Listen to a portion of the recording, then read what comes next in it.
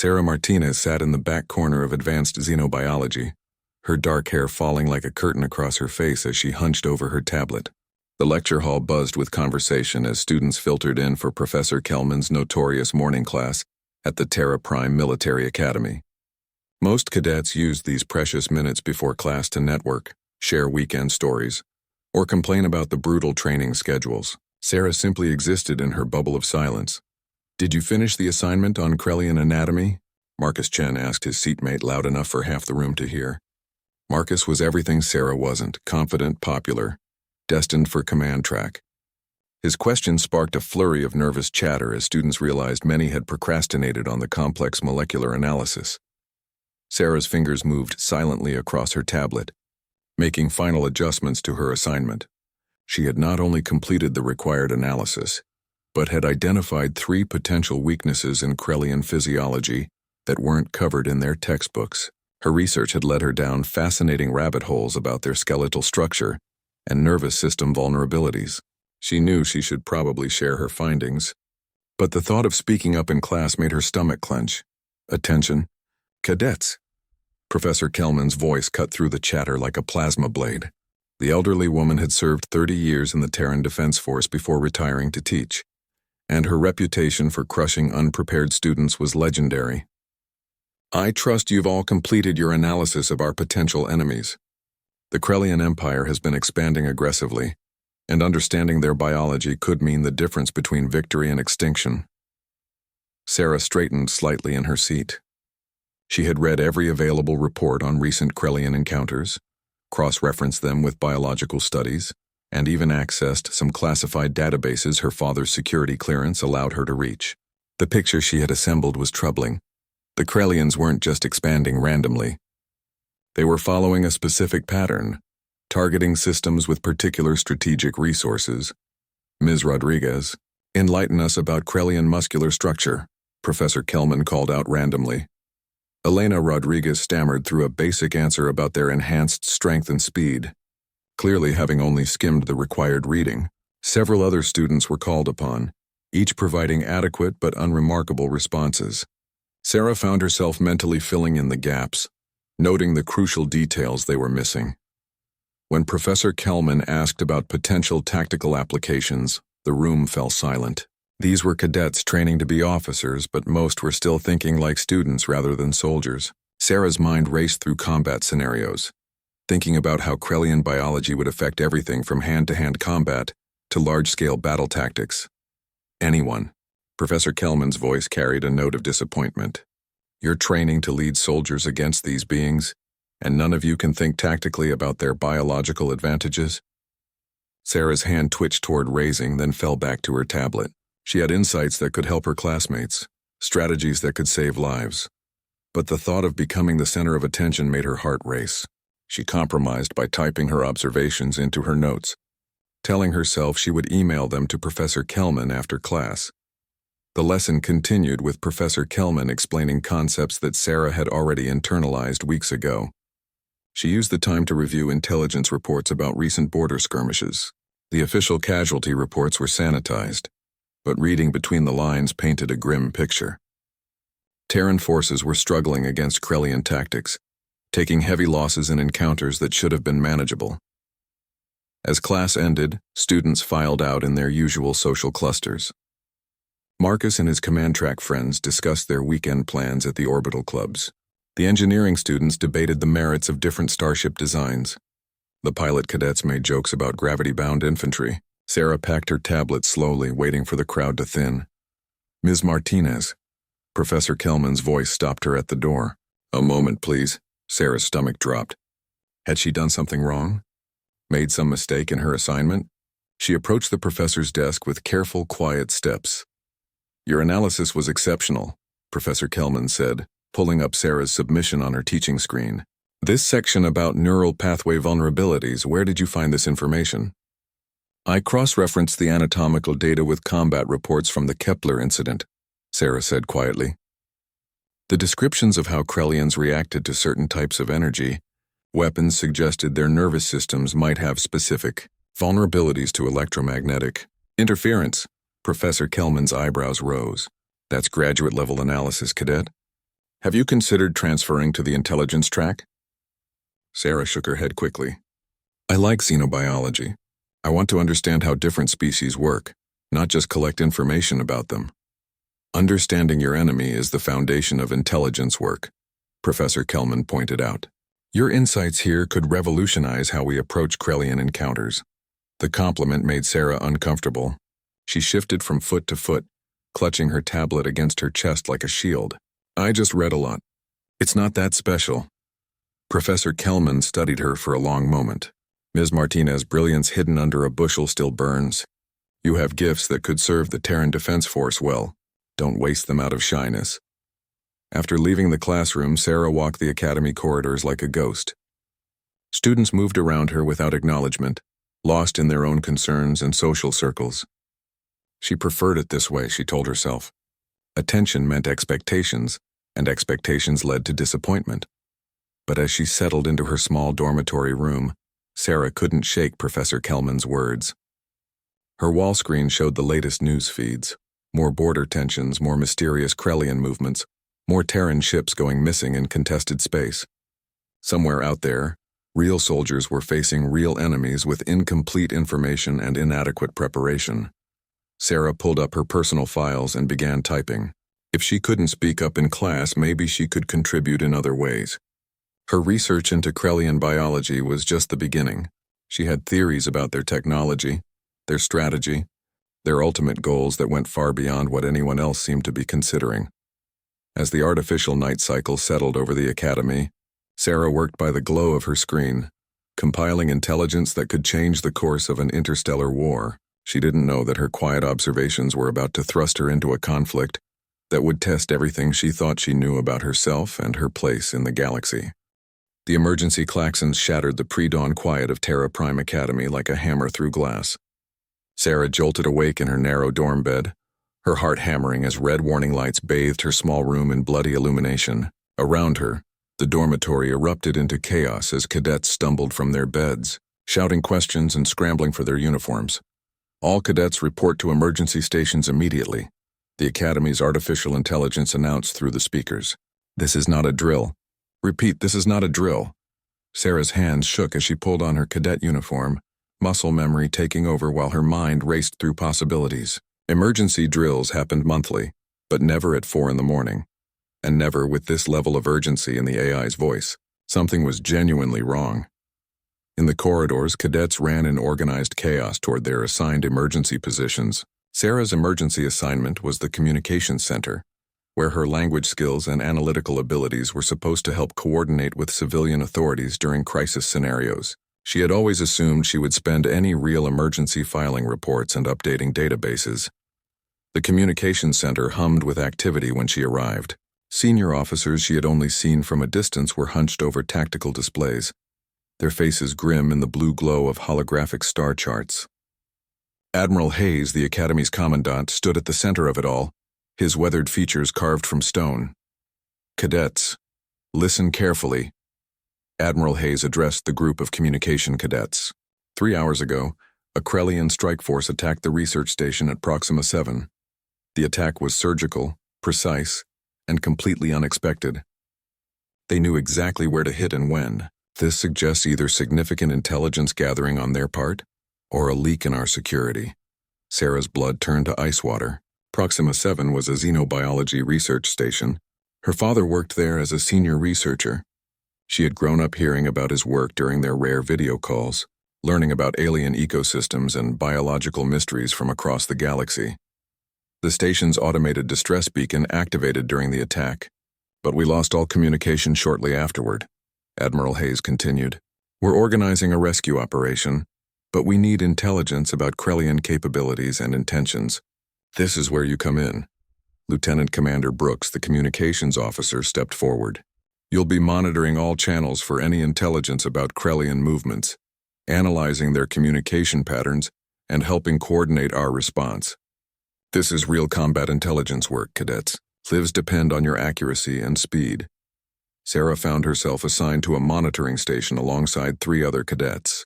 Her screen displayed a bewildering array of communication frequencies, data streams from sensor networks, and intelligence reports flooding in from across the sector. The other cadets looked overwhelmed, frantically trying to sort through the information overload. But Sarah's mind clicked into a different mode entirely. The chaos of data resolved into patterns, like looking at a complex mathematical equation and suddenly seeing the elegant solution.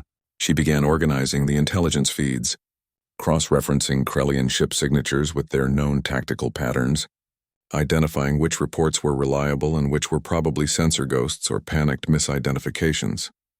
Martinez, Lieutenant Commander Brooks appeared behind her station. Your analysis of the attack vectors. Show me what you're seeing. Sarah's fingers flew over her interface, pulling up a three-dimensional tactical display. The Krellians didn't attack randomly, ma'am. They hit specific research facilities in a predetermined sequence. First the xenobotany labs, then the biological weapons defense research, then the main research database core. They knew exactly what they wanted. How can you tell? Lieutenant Commander Brooks asked, leaning in to study Sarah's analysis. The timing intervals, Sarah explained, highlighting the data on her screen. Each strike was exactly 17 minutes apart. That's not coincidence. 17 minutes is optimal spacing for their particular jamming technology to reset between deployments. They practiced this attack. Admiral Hayes materialized behind them, drawn by their conversation.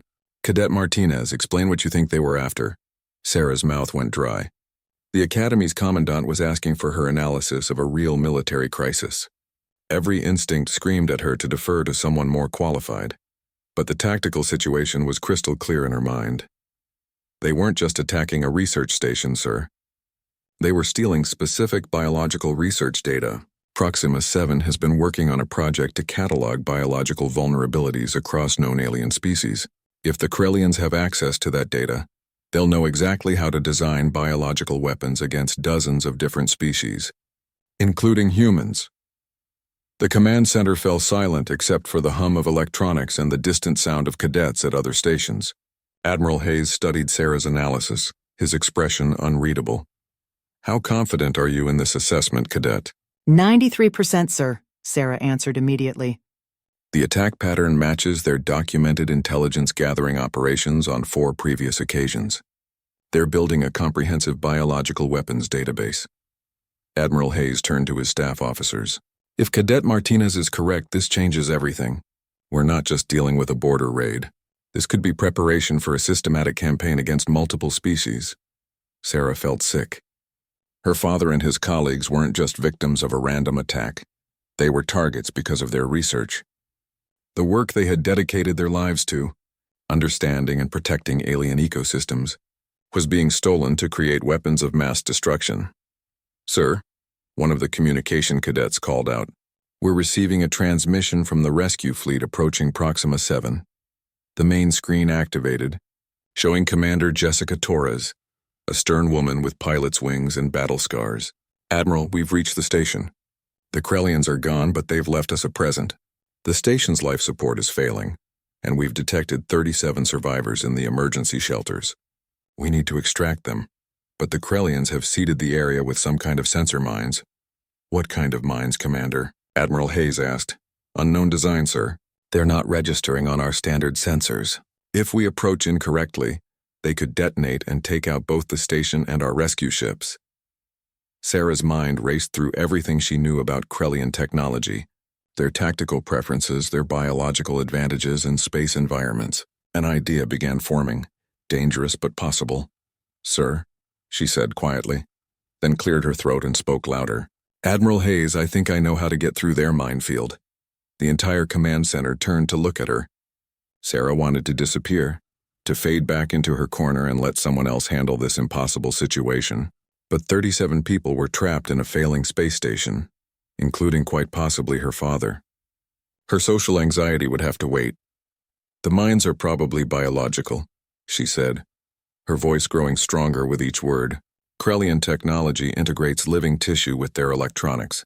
Their minds would be designed to recognize Krellian biological signatures and ignore them. If we can figure out how to mimic those signatures. Admiral Hayes's eyes sharpened with interest. Go on, Cadet. Sarah took a deep breath and began explaining her theory, unaware that her quiet analysis was about to save dozens of lives and reveal capabilities that would change how the Terran Defense Force viewed both the Krelian threat and the shy cadet, who seemed to understand their enemies better than anyone else. The rescue operation's success had turned Sarah Martinez from an invisible cadet into an unwilling celebrity within Terra Prime Academy's walls. Her biological signature theory had worked perfectly. The rescue ships had mimicked Krelian pheromone markers and slipped through the minefield undetected, evacuating all 37 survivors, including her father. But fame was the last thing Sarah wanted, especially when it came with expectations she wasn't sure she could meet. Cadet Martinez, report to Admiral Hayes's office immediately. The dormitory's communication system announced 3 days after the rescue. Sarah had been trying to return to her normal routine of classes and quiet research, but the academy had other plans for her. The walk to the commandant's office felt like a death march. Other cadets stared as she passed, whispering among themselves about the shy girl who had somehow become a hero. Sarah kept her eyes fixed on the floor, counting her steps to distract from the attention. Admiral Hayes's office was larger than Sarah's entire dormitory room, with walls lined with awards, battle commendations, and holographic displays showing the current positions of Terran Defense Force fleets. The Admiral sat behind a massive oak desk that seemed designed to intimidate visitors. "Cadet Martinez, please sit." Admiral Hayes gestured to a chair across from his desk. "I've been reviewing your academy records, and I have to admit, they're puzzling." Sarah perched on the edge of the chair, her hands folded tightly in her lap. "Sir, your academic performance is extraordinary, top 5% in every subject. Your analytical capabilities are off the charts. Your understanding of alien biology and psychology exceeds that of graduate students. Yet your instructors consistently note that you never participate in class discussions, avoid leadership roles, and seem to prefer isolation to teamwork." Sarah's cheeks burned with embarrassment. "I'm better at working alone, sir. I don't like being the center of attention." "That's going to be a problem," Admiral Hayes said bluntly. "Because I'm transferring you to advanced tactical intelligence, effective immediately. Your insights during the Proxima 7 crisis were brilliant, but intelligence work requires collaboration, briefings, and sometimes public presentation of findings." The thought of giving briefings to senior officers made Sarah's stomach twist into knots. "Sir, I respectfully request to remain in the xenobiology program. I'm not qualified for intelligence work." "On the contrary, you're overqualified for everything else." Admiral Hayes activated his desk's holographic display, showing Sarah's complete psychological profile.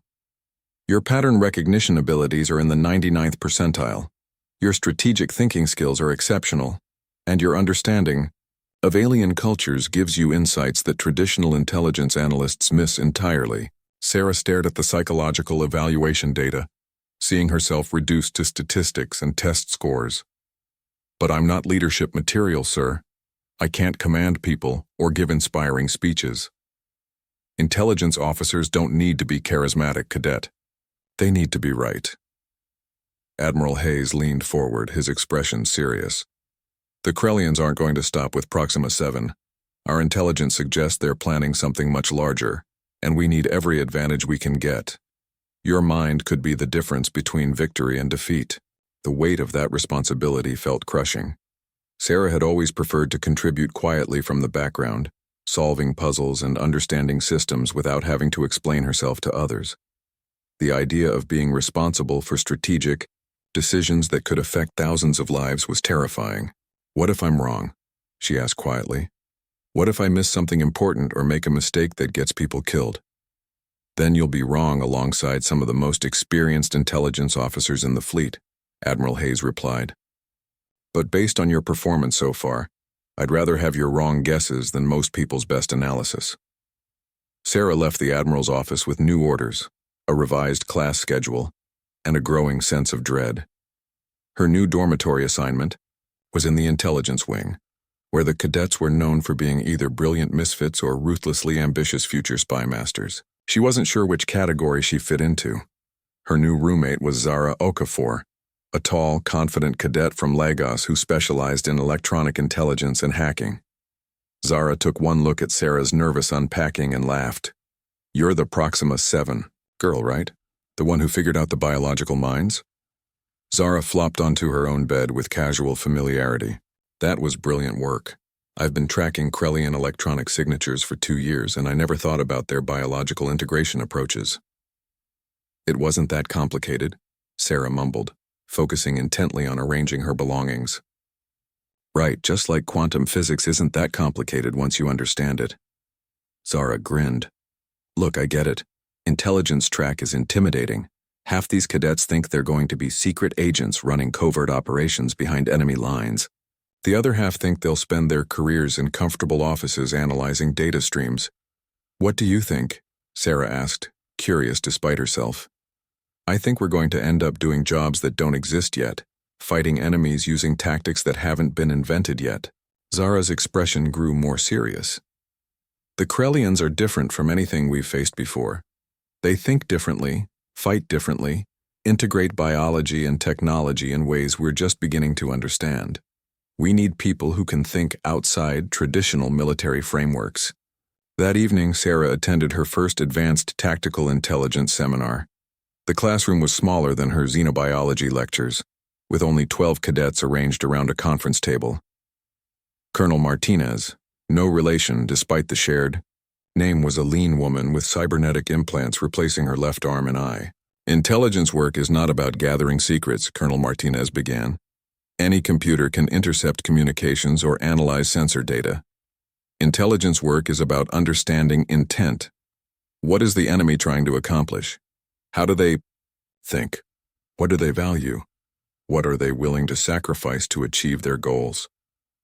The colonel activated a holographic display showing recent Krellian ship movements across the border sectors. Over the past 6 months, Krellian forces have been conducting seemingly random raids and reconnaissance missions. Surface analysis suggests they're testing our defenses and response capabilities. But I want deeper analysis. I want to understand what they're really doing. Sarah studied the movement patterns, her mind automatically searching for connections and underlying logic. The other cadets began offering standard military analysis, probe missions, intelligence gathering, preparation for a larger assault. All reasonable conclusions, but Sarah saw something else.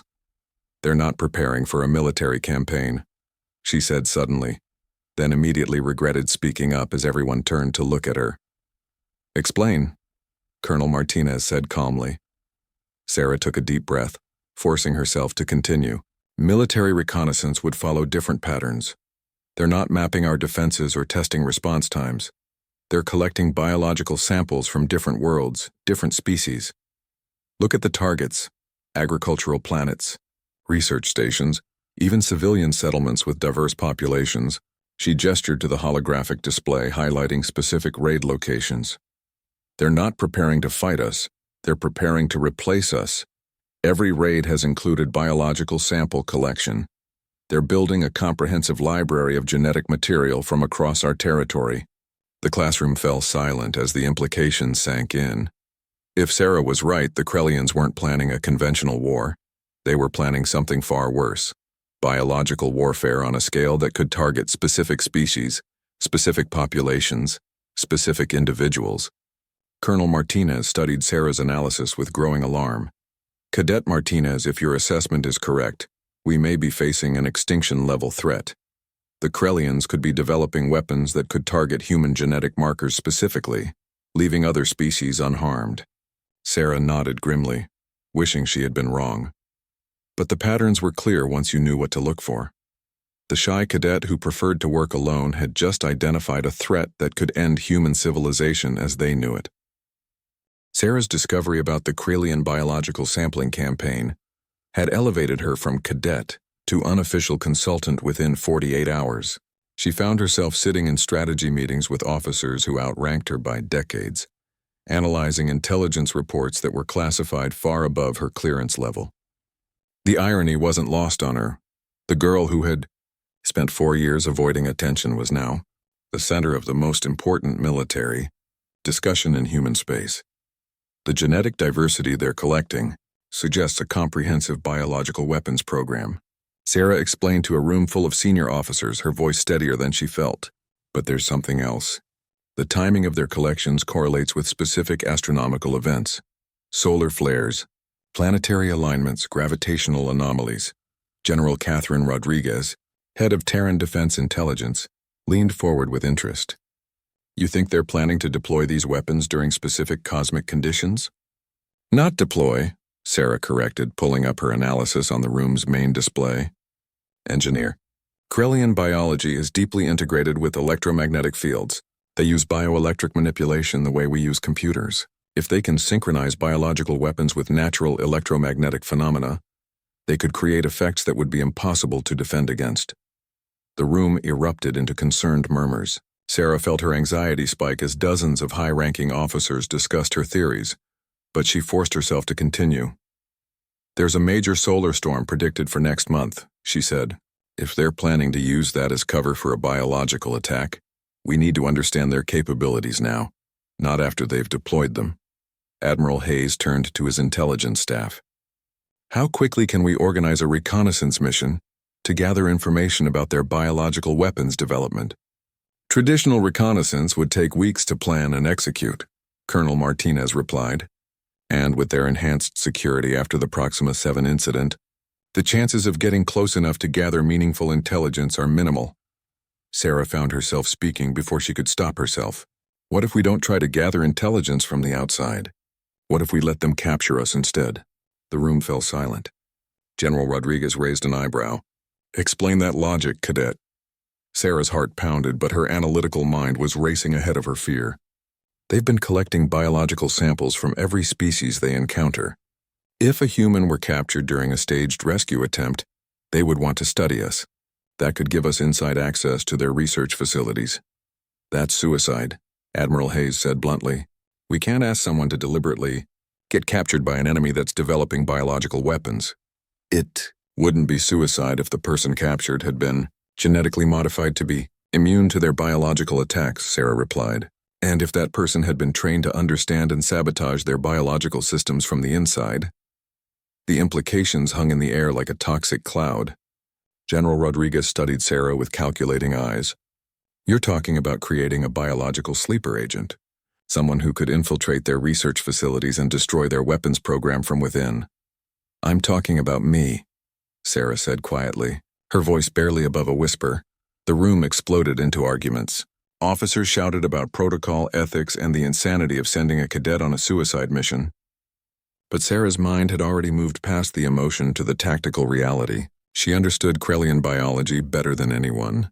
She had identified their weapons program when no one else had seen it. And her social anxiety, her preference for working alone, would actually be an advantage in deep cover work. Absolutely not, Admiral Hayes said firmly. Cadet Martinez, your insights are valuable, but you're not qualified for field operations. I'm the only one qualified for this specific operation, Sarah replied, surprising herself with her conviction. I understand their biological systems. I know how their research would be organized. And I'm the only person here who could recognize and sabotage their genetic weapons program.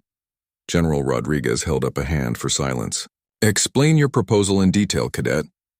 Sarah took a deep breath and began outlining a plan that terrified and thrilled her in equal measure.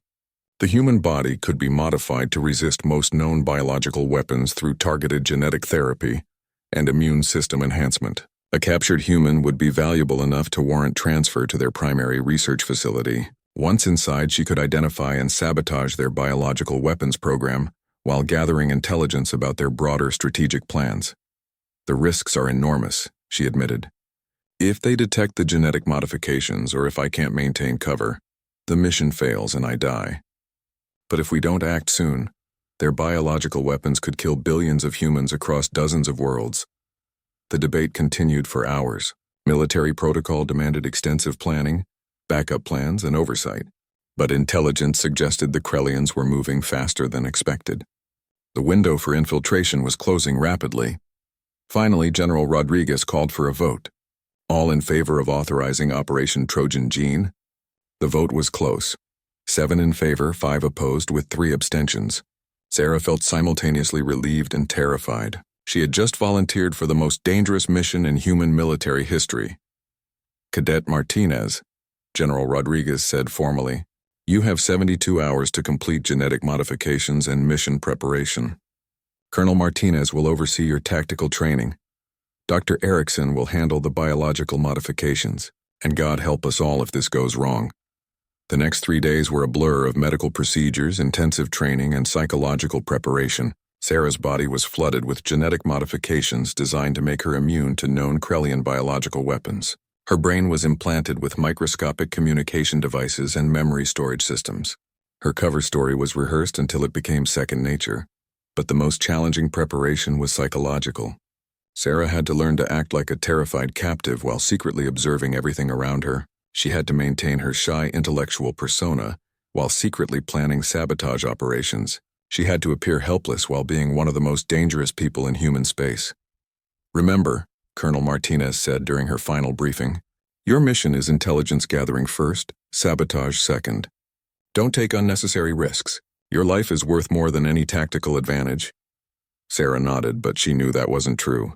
If the Krellians succeeded in developing species-specific biological weapons, human civilization would end. Her life was a small price to pay for preventing that outcome. As she boarded the transport ship that would take her to the staged rescue mission where she would be captured, Sarah thought about the shy girl who had sat in the back of xenobiology class just weeks ago. That girl had been invisible, unnoticed, content to observe from the shadows. The woman preparing to infiltrate the most dangerous enemy installation in known space was still that same person at heart. But now she understood that sometimes the most important work happened in the shadows, performed by people others overlooked.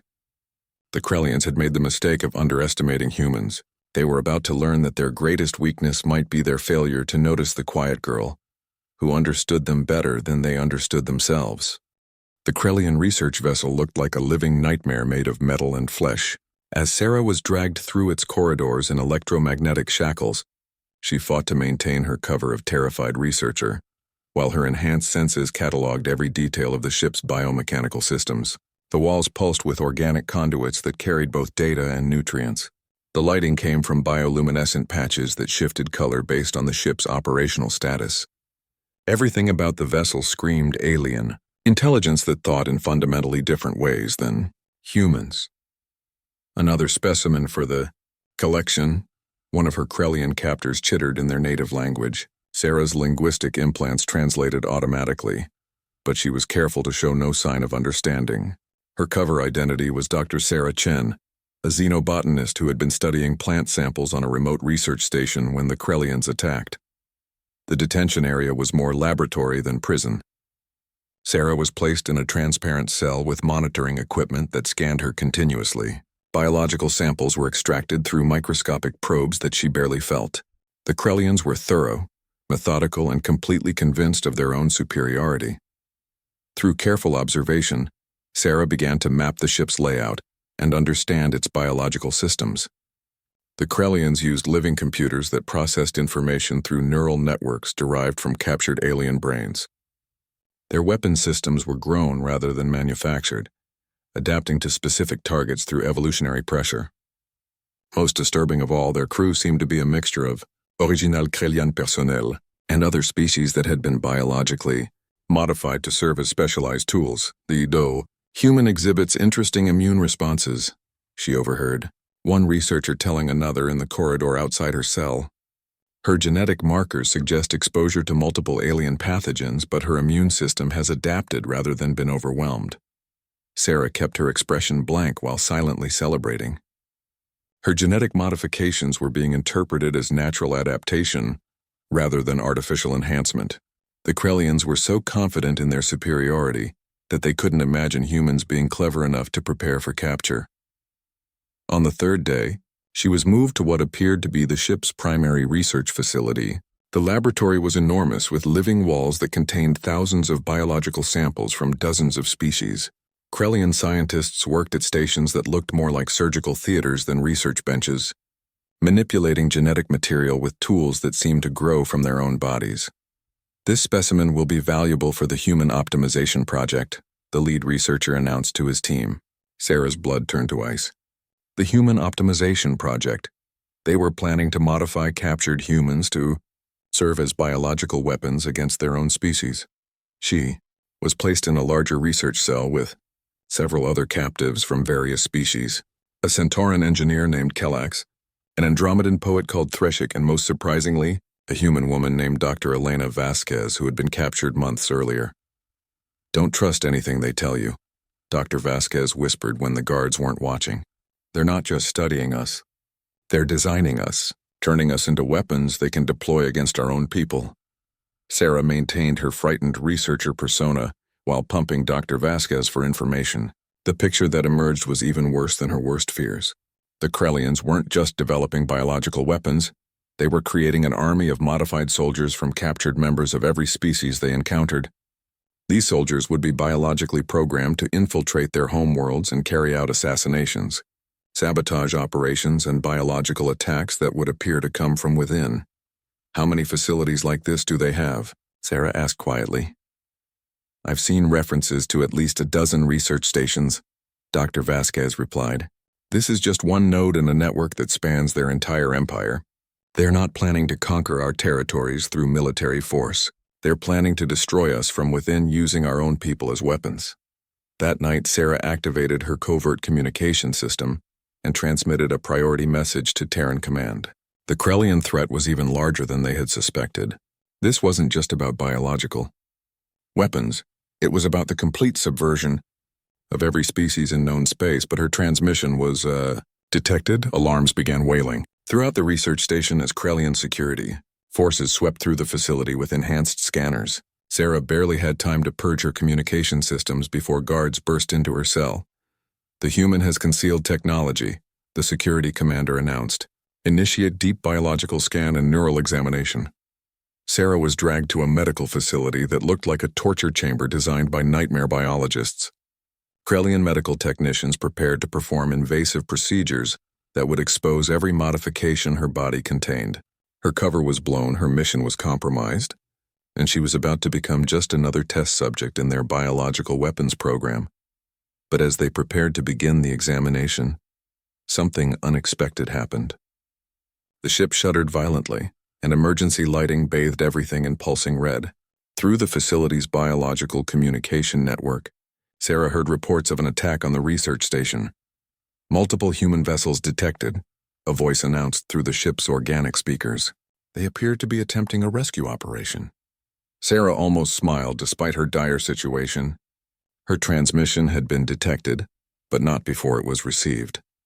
The Terran Defense Force had mounted a rescue mission, probably not realizing that she was here voluntarily. The Krellian medical team hesitated, torn between continuing their examination and responding to the attack. In that moment of confusion, Sarah made a decision that would change everything. Instead of waiting for rescue, she decided to complete her sabotage mission while the Krellians were distracted. Her genetic modifications included more than immune system enhancements. Hidden in her cellular structure were dormant programs designed to interface with biological computer systems. With careful concentration, she activated these programs and reached out to the ship's living network. The sensation was indescribable. Suddenly, she was connected to every biological system on the ship. She could feel the pulse of the living computers, sense the flow of information through organic conduits, and most importantly, access the central research database that contained information about the entire Krellian biological weapons program. What she found there made her understand that the immediate battle was insignificant compared to the larger war. The Krellians had been planning this biological subversion campaign for decades. They had already placed modified agents throughout human space in the territories of dozens of other species. The research station she was on wasn't just developing weapons, it was the command center for an infiltration network that spanned the galaxy. Sarah realized she had a choice. She could use her connection to the ship's systems to help the rescue mission succeed, probably escaping to safety, or she could sacrifice herself to destroy the entire network and prevent the biological subversion of every intelligent species in known space. For a shy girl who had spent her life avoiding difficult decisions, the choice was surprisingly easy. She began systematically destroying the biological research data, sabotaging the ship's living systems, and transmitting coordinates of every Krellian infiltration facility to the human fleet. The Krellians realized what was happening and tried to stop her, but it was too late. Sarah Martinez, the quiet cadet who just wanted to study alien biology, had become the most dangerous saboteur in the galaxy, and she was just getting started. The biological network fought back against Sarah's intrusion like an immune system attacking a virus. Krellian technicians screamed commands as their living computers began shutting down critical systems throughout the research station. But Sarah had spent years studying alien biology, and she understood something the Krellians had overlooked. Their bio-integrated systems had the same vulnerabilities as any living organism. Instead of fighting the network's defenses, Sarah began mimicking them. Her consciousness spread through the ship's organic conduits like a beneficial symbiote, convincing the biological systems that she belonged there. To the Krellian computers, she felt like a natural part of their ecosystem. By the time they realized what was happening, she had already accessed their most secure databases. The scope of the Krellian infiltration program was staggering. They had been secretly modifying captured individuals for over 2 decades, creating sleeper agents who appeared completely normal until activated. These agents were embedded in military commands, research facilities, and government positions across dozens of worlds. When activated, they would simultaneously strike at critical infrastructure, assassinate key leaders, and deploy biological weapons that would cripple entire planetary populations. But Sarah also discovered something the Krellians didn't know they had revealed: the location of their primary command facility, a massive biostation hidden in the Helix Nebula that coordinated the entire infiltration network. If that facility could be destroyed, the scattered sleeper agents would lose their coordination and become manageable threats. As she downloaded this critical intelligence, Sarah felt the ship's biological defenses adapting to her presence.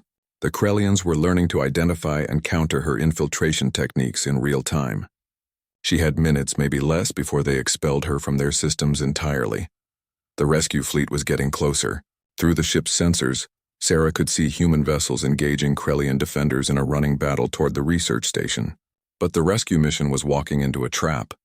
The station's biological weapons were being prepared for deployment against the approaching ships. Sarah made a split-second decision. Instead of continuing to download intelligence, she turned her attention to the station's weapons systems.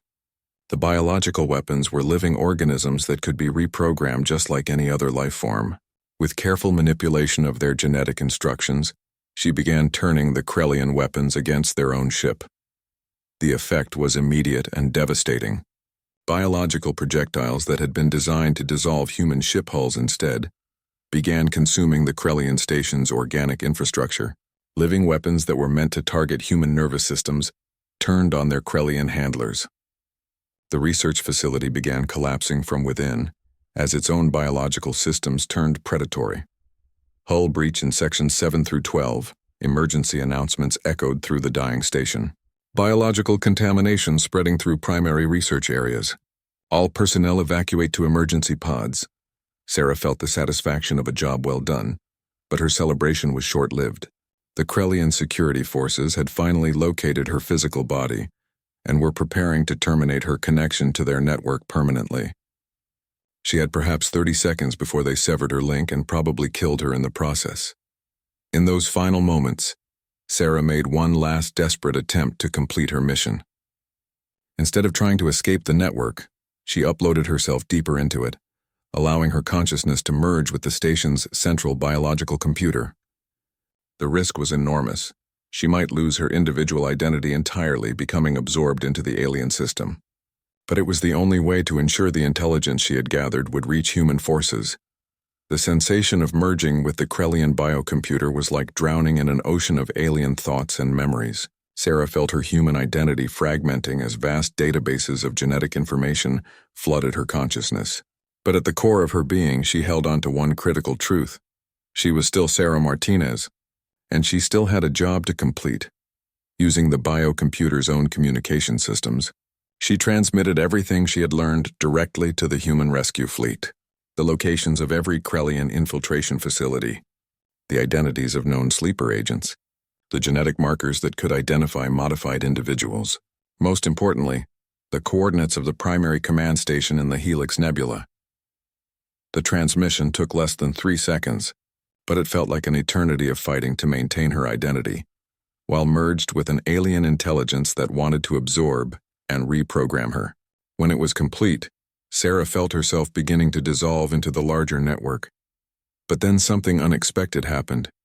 The biocomputer began to change, adapting to her human thought patterns instead of overwhelming them. Her understanding of biological systems, combined with the Krellian database, was creating something entirely new, a hybrid intelligence that thought in ways neither human nor Krellian minds had conceived. Through this new awareness, Sarah realized that the Krellians had made a fundamental error in their biological weapons program. They had assumed that captured humans would remain essentially human, despite genetic modification. But human adaptability was far more flexible than they had calculated. Instead of creating loyal bioweapons, they were creating hybrid beings that could think beyond the limitations of either species. She wasn't the only one. Throughout their network, modified humans were beginning to show signs of unexpected development. The biological modifications were interacting with human genetic diversity in ways the Krellians hadn't predicted. Their weapon was evolving beyond their control. Sarah felt the rescue fleet dock with the dying research station. Human soldiers were fighting through collapsing corridors to reach the detention areas. Dr. Vasquez and the other prisoners would be saved. But Sarah herself was no longer entirely human. She had become something new, something that existed partially in biological networks and partially in quantum consciousness states. As the station's systems failed around her, Sarah made a final decision. She released her consciousness from the biocomputer and attempted to return to her physical body. The process was excruciating, like trying to pour an ocean into a teacup. But somehow, impossibly, she managed to compress her expanded awareness back into human neural patterns. When the rescue team found her, Sarah was unconscious, but alive. Her body showed signs of severe neurological trauma, but her vital signs were stable. What the medics couldn't detect was that her mind now contained the complete genetic database of the Krellian infiltration program, along with new insights about biological adaptation that could revolutionize human understanding of genetics. As the rescue fleet retreated with the freed prisoners and captured Krellian data, Sarah drifted in and out of consciousness. In her dreams, she could still feel the echo of the biocomputer's vast intelligence. She had succeeded in her mission beyond all expectations. But the cost had been higher than anyone realized. The shy cadet who had volunteered for an impossible mission had returned as something unprecedented, a human who had looked into the heart of alien intelligence and survived. But her greatest challenges still lay ahead. The intelligence she had gathered would expose a conspiracy that threatened every living world in known space. And the biological changes she had undergone would mark her as either humanity's greatest asset or its most dangerous unknown quantity. The war against the Krellians had only begun, and Sarah Martinez was no longer quite human enough to fight it with conventional methods. But she was exactly human enough to ensure that humanity would win. 6 months after her rescue from the Krellian research station, Sarah Martinez stood in the war room of Terra Prime Command, no longer the shy cadet who had once hidden in the back of classrooms. The neural modifications from her time merged with the Krellian biocomputer had left her changed in ways that still surprised her. She could process vast amounts of data simultaneously, see patterns that eluded even advanced artificial intelligence systems, and most remarkably, interface directly with biological computer networks that the human military was now developing. Based on captured Krellian technology, the sleeper agent network has been completely mapped, she reported to the assembled fleet commanders and intelligence directors. We've identified 1,847 modified individuals across 43 worlds. The neutralization protocols are ready for simultaneous deployment.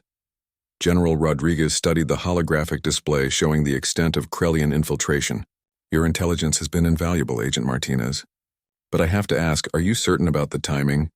Once we begin neutralizing the sleeper agents, the Krellians will know their infiltration program has been compromised. Sarah nodded, her enhanced awareness analyzing dozens of strategic variables simultaneously. They'll activate all remaining agents immediately, sir. But we've prepared countermeasures for every scenario their programming includes. The biological viruses they're carrying will be neutralized by the atmospheric treatments we've already deployed. Their assassination targets have been relocated. Their sabotage objectives have been hardened against their specific attack methods. Admiral Hayes, now head of the newly formed Biological Defense Command, leaned forward with interest. What about the primary facility in the Helix Nebula? Our long-range scouts confirm it's still operational. It's more than operational, Sarah replied, calling up new intelligence data. It's evolved. The Krellians have been analyzing the genetic modifications they found in my cells. They're developing new hybrid soldiers based on human adaptability, combined with their biological integration technology. The room fell silent as the implications sank in.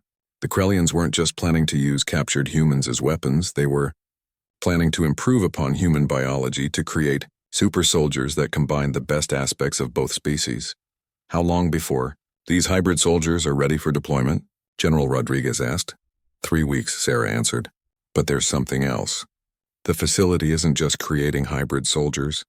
It's become a hybrid itself. The Krellian biocomputers have been modified using human neural patterns they extracted from my interface sessions. They're developing artificial intelligence that thinks like humans but processes information like living Krellian systems. Fleet Admiral Chen spoke for the first time. Are you saying they're creating AI that can predict human strategies and responses? Worse, Sarah replied.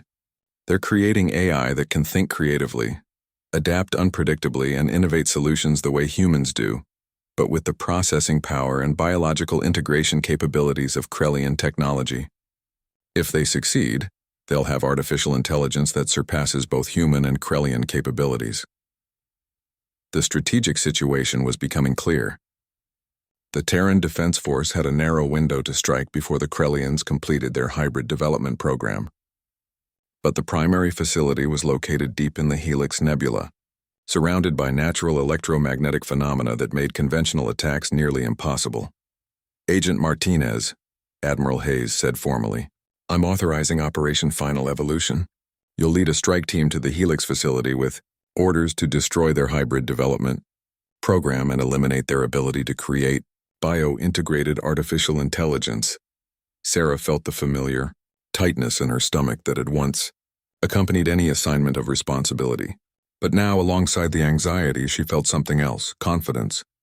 She had faced the Krellians on their own terms and won. She understood their technology, their psychology, and their weaknesses better than anyone else in human space. I'll need a specialized team, she said. People who can interface with biological systems and adapt quickly to changing conditions. And I'll need access to our own hybrid technology development program. General Rodriguez raised an eyebrow. We don't have a hybrid technology development program. We do now, Sarah replied with a slight smile. The genetic modifications I underwent, combined with the Krellian biocomputer integration, have given me capabilities that go far beyond what either species could achieve alone.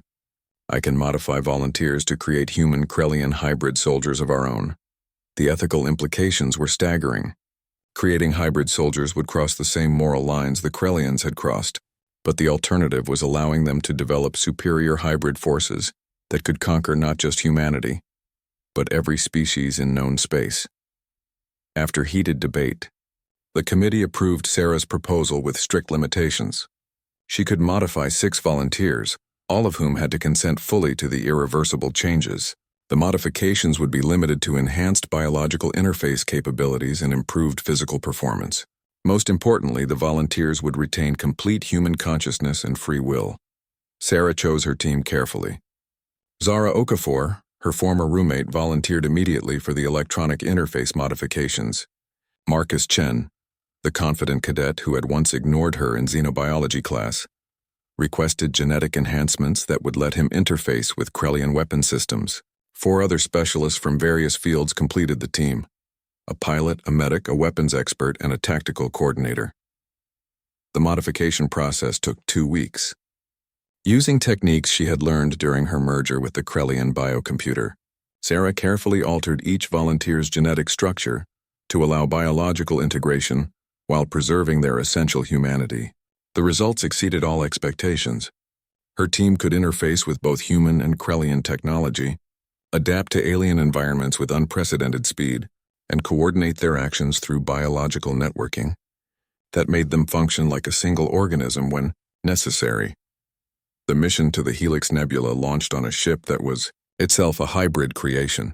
Human engineering principles, combined with captured Krellian biological systems, the vessel could adapt to changing conditions, self-repair damage, and interface directly with its hybrid crew in ways that made conventional distinctions between pilot and ship almost meaningless as they approached.